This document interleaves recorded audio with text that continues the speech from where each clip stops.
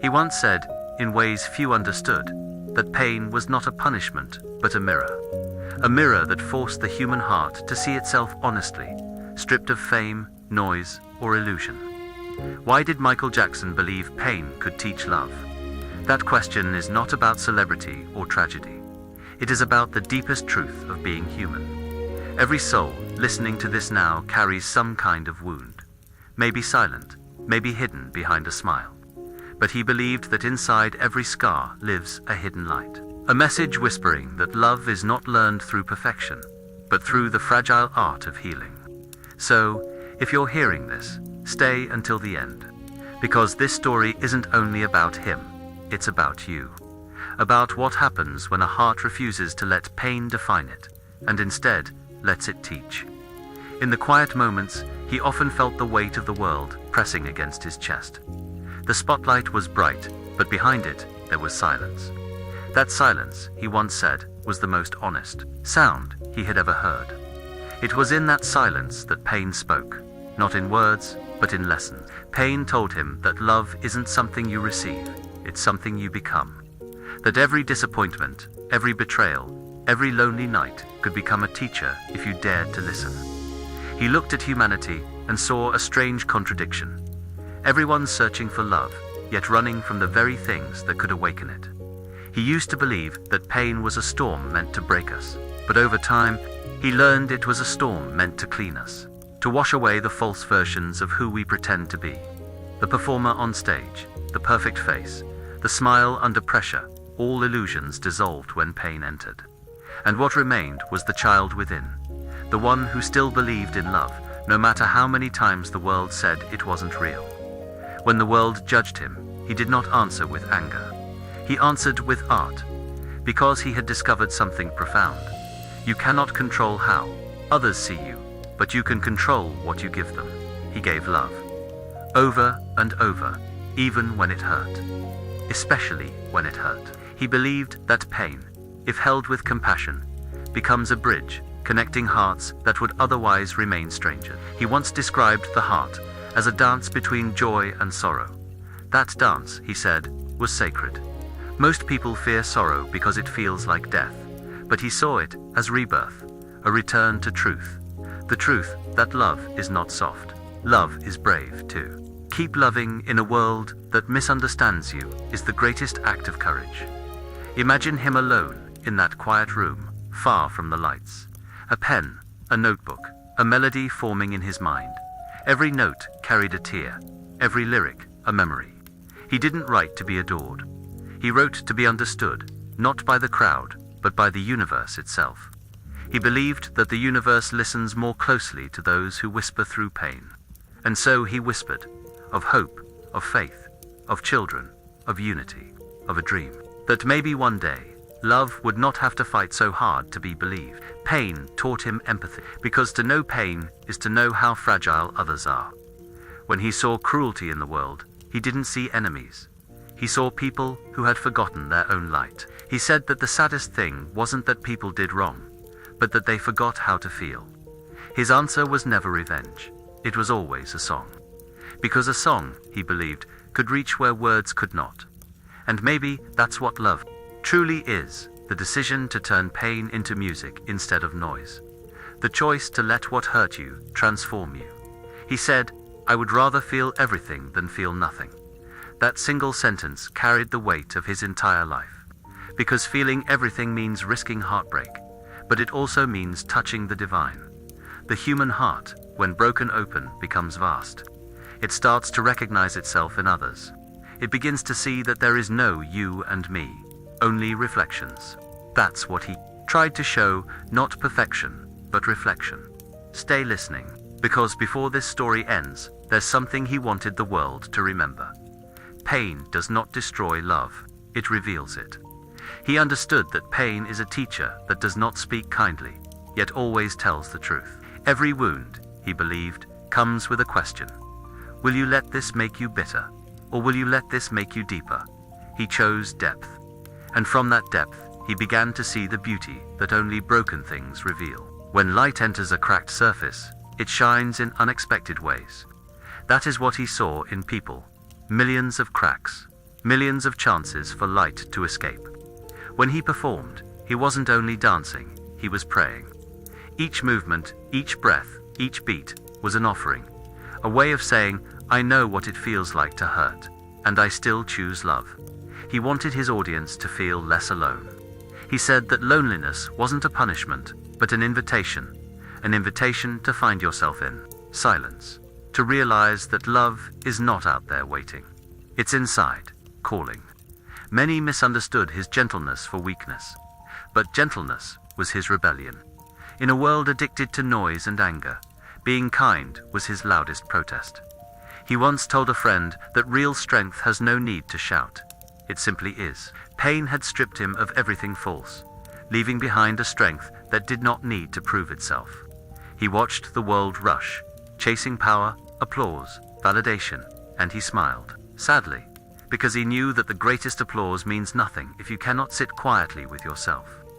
He learned that the soul grows not when everything is easy, but when everything hurts. Pain opens the heart. Love teaches it how to stay open.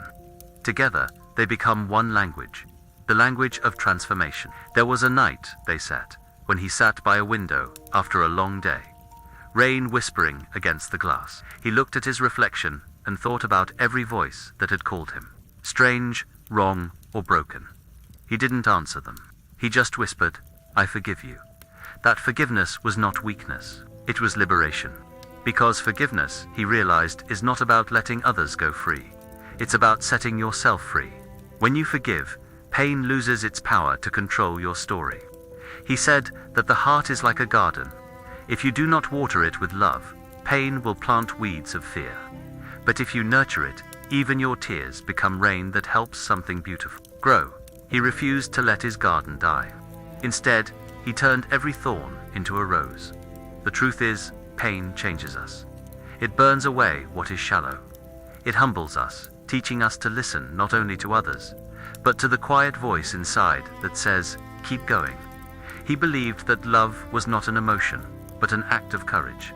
To love after being hurt is to defy gravity. It means choosing light, again and again, even when the darkness keeps calling your name. Sometimes he would watch children play, their laughter like sunlight through clouds. He said that they understood something adults forget, how to feel joy without reason. He believed that the world loses its innocence, not because of evil, but because it stops believing in beauty. Pain blinds us to wonder, but love opens our eyes again. He wanted to remind people that love is not an escape from pain. It's the transformation of it. Like alchemy, it turns the heavy into the light, the broken into the whole. He said, to heal the world, you must first heal your heart. And healing doesn't mean forgetting. It means remembering with peace instead of fear. In his quiet moments, he would pray for the world. Not for fame, not for redemption, but for awareness.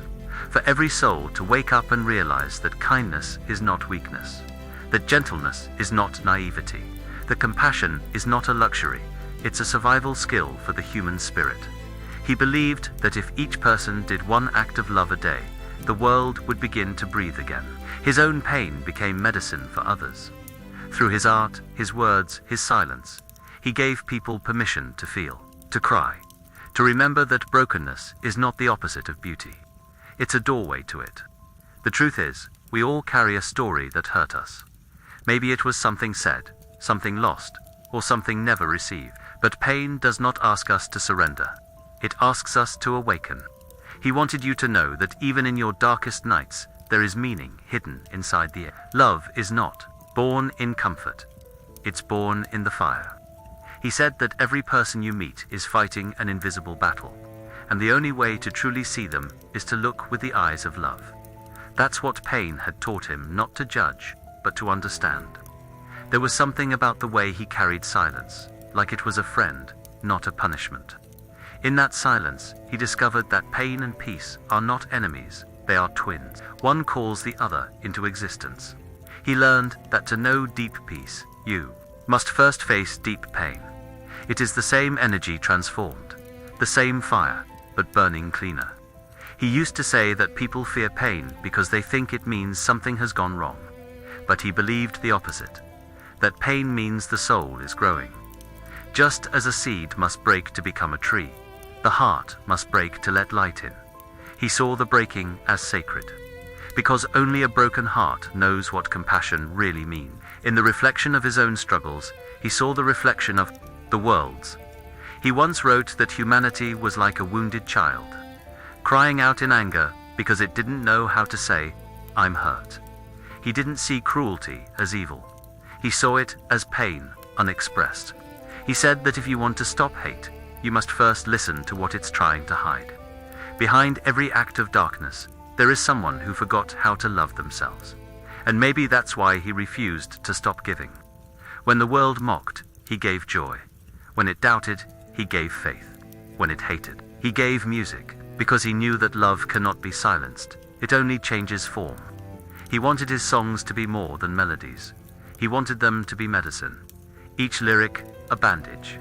Each rhythm, a heartbeat. There's a reason his art touched millions. It came from a place most people are afraid to visit. It came from the wound.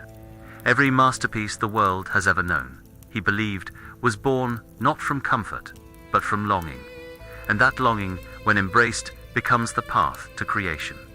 He often said, "Don't run from the pain, dance with it." He wasn't speaking of performance, he meant life itself. To dance with pain is to move with awareness, to let it teach you its rhythm. Pain shows you where you are closed. Love shows you how to open again. Together, they choreograph the healing of the soul. He carried this understanding everywhere, even when the lights faded, even when the voices of doubt grew louder. He never stopped believing that humanity could heal. He would look at the world, so divided and angry, and say softly, "They just forgot their song." He believed that every person is born with a melody, their unique expression of love. But fear, shame, and pain make us forget the tune. His mission was to remind people to remember their music. And when you think about it, maybe that's what all of us are doing here. Trying to remember the song we were born with. Trying to remember how to love after being hurt. Trying to forgive when it feels impossible. He understood that love doesn't mean you never feel pain. It means you let pain make you more loving, not less. Every heartbreak, every disappointment, every loss, they are all part of love's training. He believed the world would change. The day people stopped running from their own pain and started asking, "What is this here to teach me?" There was a power in that simplicity. Because once you see pain as a teacher, you stop fearing it. You start listening. And when you listen, you begin to heal. That healing, he said, is contagious. One healed heart becomes the beginning of another's healing. Like candles lighting each other in the dark. He lived like that, as a candle that refused to go out.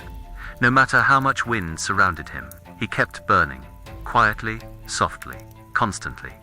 He believed that love was eternal because it could survive even in silence, especially in silence. When people asked him how he stayed gentle despite everything, he would smile and say, "Because I remember what I came here to do." That answer carried the essence of his life. Purpose. Pain had given him purpose, and purpose had given him peace. He once described love as the greatest revolution. Not a revolution of noise, but of presence. To love deeply in a shallow world, he said, is the boldest act of defiance. So he loved, through art, through words, through stillness. Even when his heart broke, he refused to let it close. Because he knew that a closed heart may feel safe, but it can never feel alive. There's a story told by someone close to him that, after a difficult night, he stood outside under the stars and whispered, "If I can still love, I am still free." That was his truth. Freedom, he believed, was not escaping pain, it was transforming it. That's why his legacy still feels alive, not as memory, but as frequency. Love never dies. It simply changes bodies. It moves through voices, through art, through those who are willing to listen. So, if you are listening now, this story is not about a man. From history, it's about a mirror. A reflection of what you can become when you stop fearing pain and start letting it open you. Stay until the end. Because the message he left behind was never about sorrow. It was about resurrection, the rebirth of love through understanding. He believed that love was not something you find in others, but something you awaken within yourself. Pain, he said, is the key that unlocks the hidden rooms of the heart, the rooms where compassion sleeps, where empathy waits, where light hides behind the dust of old wounds. And when pain knocks, it is not trying to break you, it's trying to open the door. He wanted people to see that suffering is not the opposite of love, it is the soil where love grows deepest. Because when everything else is taken away, and you still choose kindness, that is love in its purest form. He once wrote that the greatest act of love is to stay gentle in a world that tries to harden you. He lived that truth until the very end. Every time the world pushed him down, he stood up, not with anger, but with grace. Every time he was misunderstood, he answered with music, not revenge. Every time he was hurt, he created. That was his language, creation instead of destruction, light instead of shadow. And that is what pain taught him. You do not have to become what hurt you. You can become the opposite. You can become love. He wanted people to understand that love is not an emotion that comes and goes. It's a decision, a practice. The more you give it, the more it multiplies. It cannot be owned, only shared. It cannot be proven, only lived. He believed that love was the only force powerful enough to heal the collective wound of humanity. Not fame, not wealth, not recognition. Only love, pure, humble, fearless love. When he looked at the world, he didn't see nations or religions.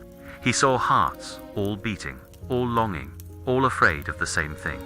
To be forgotten. That's why he always said, we are the world, not as a slogan, but as a truth.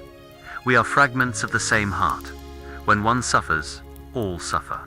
When one heals, all heal. He knew that his pain was not his alone. It was part of something larger, the human condition. And because he understood that, he never let bitterness win.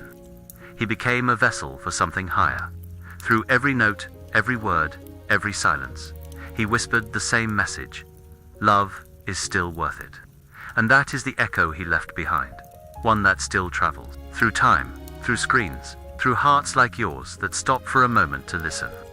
Because this story is not really about Michael Jackson. It's about what he reflected. The possibility inside all of us to turn pain into light. If you listen closely, maybe you can hear that echo now. Not in the noise of the world, but in the quiet between your breaths. It's a simple truth, ancient and eternal.